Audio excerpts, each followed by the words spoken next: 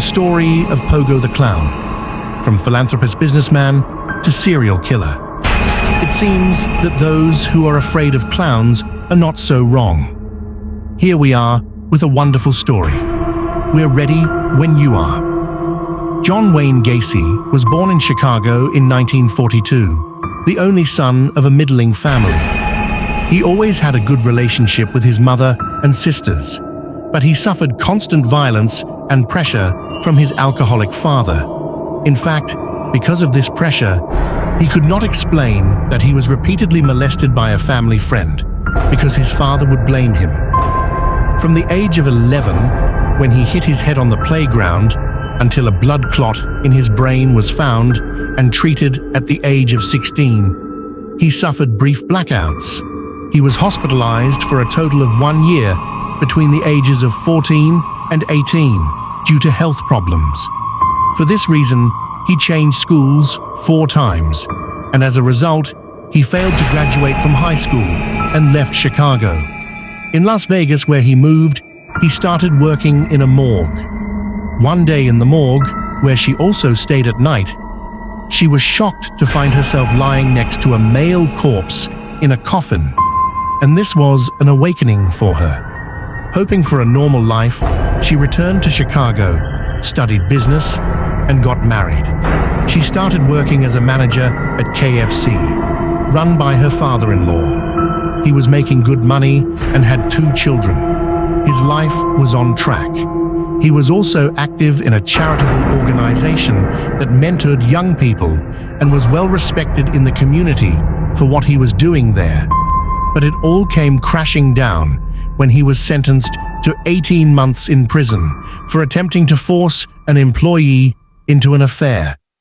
In the process, his wife left him and he never saw his children again. When he got out of prison, he put his plan to look normal again into action. He started a job again, bought a house, got married again, and did charity work again. He was once again earning well with his construction company, where he gave work to needy children. And in his spare time, he entertained sick children dressed as a clown. He was known and loved as Pogo the Clown. By hiding his criminal past, he became a popular philanthropist again. However, his second marriage was also short-lived due to his erratic behavior and obsession with gay magazines. But the divorce was a minor problem for him because he was in much bigger trouble. In 1978, detectives investigating a report of a missing child identified Gacy as the last person to see the child. He became the #1 suspect after his past crimes were discovered. When a search of his home turned up items belonging to some of the young people who had disappeared in recent years, there was no escape. During the interrogation, he confessed that there were bodies buried in the plot of his house. The case immediately became a national news item. The excavation of the plot lasted more than a month and was broadcast live on television day and night. The bodies of 28 young people were found during the excavations. In addition, the bodies of 5 people he killed were found in a nearby lake. Gacy had killed 33 people in just 6 years. In his confession, he explained that after the pleasure he received in his first murder, he continued. The first one was when he mistook the knife in the hand of the young man who had prepared breakfast for him and woke him up for an attack. Most of the victims were young people who worked for him or sex workers. He told them he would show them how to get out of handcuffs, handcuffed them, raped, and tortured them to death.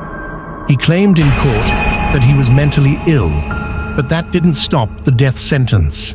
He spent 14 years in prison before his execution, during which time he painted Pogo the Clown, a painting that would become as famous as he was.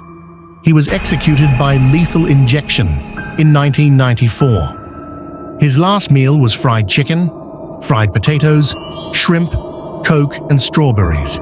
His last words were "kiss my ass." Thank you for listening to our story. Don't forget to subscribe and like for more of our story.